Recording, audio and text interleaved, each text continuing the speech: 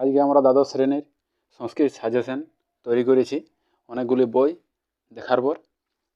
চলো দেখা যাক প্রথমের কোশ্চেন কী রয়েছে। প্রথমের কোশ্চেন রয়েছে আর্যাবর্ত বর্ণনম অনুসারে আর্যাবত ও স্বর্গের তুলনা। তারপরের কোশ্চেন রয়েছে আর্যাবত থেকেই আর্যাবত বর্ণনম অনুসারে আর্যাবতের সংক্ষিপ্ত বর্ণনা করো। তারপরের কোশ্চেন বনাগত গুহা থেকে রয়েছে বনাগত গুহা গদ্যাংশ অনুযায়ী আলিপর্বার চরিত্র বিশ্লেষণ করো। তারপরের কোশ্চেন বনাগত গুহার নামকরণের সার্থকতা। তারপরের কোশ্চেন বনাগত গুহা গদ্যাংশটির সারসংক্ষেপ নিজের ভাষায় লেখো। তারপরের কোশ্চেন আলিপর্বা কর্তৃক দস্যুদের কার্যকলাপ নিজের ভাষায় লেখো। এই কোশ্চেনগুলির মধ্যে প্রথম তিনটি কোশ্চেন, প্রথম একটি আর্যাবত ও স্বর্গের তুলনা, তারপরে কোশ্চেন রয়েছে আর্যাবতের সংক্ষিপ্ত বিবরণ এবং বনাগত গুহা থেকে আলিপর্বা চরিত্র। এই তিনটি কোশ্চেন ভেরি ইম্পর্ট্যান্ট।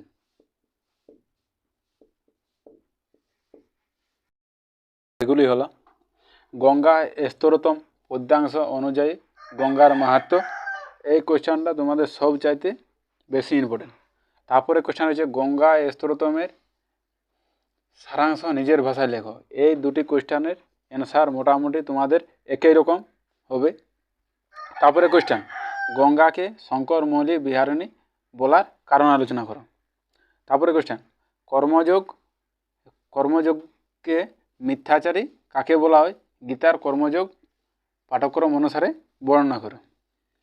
তারপরে কোশ্চেন শ্রেষ্ঠ ব্যক্তির আচরণ প্রসঙ্গে ভগবান শ্রীকৃষ্ণের উপদেশ আলোচনা করো। তারপরে কোশ্চেন ভগবান শ্রীকৃষ্ণ যে নিষ্কাম কর্মের কথা বলেছেন তা নিজের ভাষায় লেখো।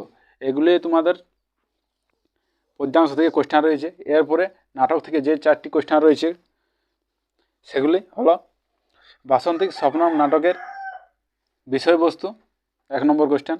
তারপরে রয়েছে তোমাদের পাঠ্যাংশ নাটক অনুসারে ইন্দ্রবর্মা অর্থাৎ রাজা ও কৌমুদীর কথোপকথন। এটা তোমাদের সবচাইতে বেশি ইম্পর্টেন্ট নাটক থেকে।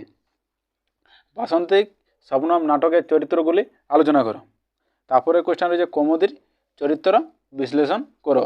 এই চারটির মধ্যে তোমাদের একটি কোশ্চেন পেয়ে যাবে নাটক থেকে। আর উপরগুলা এই পদ্যাংশ থেকে এই 6টি কোশ্চেনের মধ্যে একটি।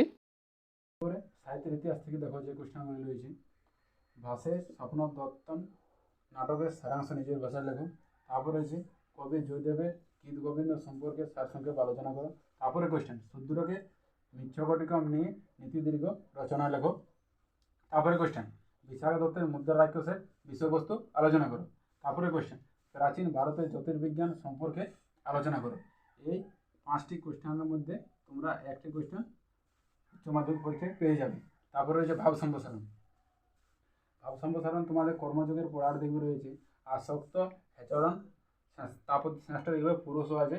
এই লাইনটা খুবই গুরুত্বপূর্ণ। তারপরে রয়েছে তব চেম্মা শরত সেনাত পুনরপি জঠরে স্বভাবে ন জাত। এই কোশ্চেনটা গঙ্গা স্তোত্রম থেকে নেওয়া হয়েছে। এই কোশ্চেনটিও ইম্পর্টেন্ট রয়েছে।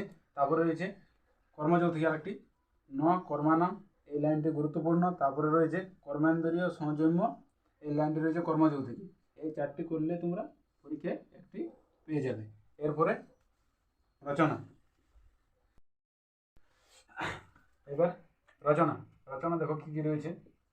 প্রথম রয়েছে মম আদর্শ পুরুষ অথবা স্বামী বিবেকানন্দ। মম আদর্শ পুরুষ হিসাবে স্বামী বিবেকানন্দ করবে, যে তোমার এটাও কাজে লাগবে কিংবা স্বামী বিবেকানন্দটাও ইম্পর্টেন্ট রয়েছে, সেই হিসাবে স্বামী বিবেকানন্দ তোমরা একটা রচনা করবে। তারপরে রয়েছে রামায়ণ মহাভারত। তারপরে রয়েছে মম দেশ, আমাদের দেশ ভারতবর্ষ, মম দেশ করবে। তারপরে রয়েছে মম প্রিয় ঋতু, এখানে প্রিয় ঋতু হিসাবে বসন্তকালটাই করবে, বসন্তকালটা ইম্পর্টেন্ট রয়েছে। তারপরে রয়েছে মম গ্রাম করবে। তারপরে রয়েছে কালিদাস।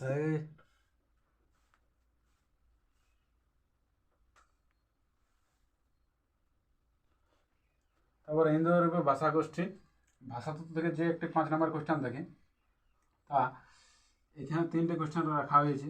প্রথম কোশ্চেন রয়েছে ইন্দো ইউরোপীয় ভাষা গোষ্ঠীর 10টি ভাষা রচনা। প্রথমে রয়েছে মম আদর্শ পুরুষ। এখানে মম আদর্শ পুরুষ স্বামী বিবেকানন্দ করবে, কারণ এমনি তো স্বামী বিবেকানন্দ খুবই ইম্পর্ট্যান্ট রয়েছে। তারপরে কোয়েশ্চেন রয়েছে রামায়ণ, তারপরে রয়েছে মহাভারত, তারপরে রয়েছে মম দেশ, খুবই ইম্পর্ট্যান্ট কিন্তু। তারপরে রয়েছে মম প্রিয় ঋতু, এখানে প্রিয় ঋতু হিসাবে বসন্তকালটায় সবাই মুখস্থ করবে। তারপরে রয়েছে মম বিদ্যালয়, তারপরে রয়েছে কালিদাস। এই 7টির মধ্যে একটি তোমাদের এক্সামে চলে আসবে। তারপরে রয়েছে ভাষাতত্ত্ব, ভাষাতত্ত্ব থেকে 3টি খুবই গুরুত্বপূর্ণ কোয়েশ্চেন রয়েছে। তার মধ্যে দেখো প্রথম কোয়েশ্চেন কী রয়েছে। প্রথম কোয়েশ্চেন রয়েছে ইন্দো ইউরোপীয় ভাষাগোষ্ঠীর 10টি ভাষার নাম লেখো। তারপরে রয়েছে ভারতীয় আর্য ভাষার বিভিন্ন স্তর সম্পর্কে যা জানো লেখো। তারপরে কোয়েশ্চেন রয়েছে ভারতীয় আর্য ভাষার কয়টি স্তর ও কী কী। এই 3টি কোয়েশ্চেনের মধ্যে তোমরা যে ভাষাতত্ত্ব থেকে কোয়েশ্চেনটি থাকে সেই কোয়েশ্চেনটি পেয়ে যাবে।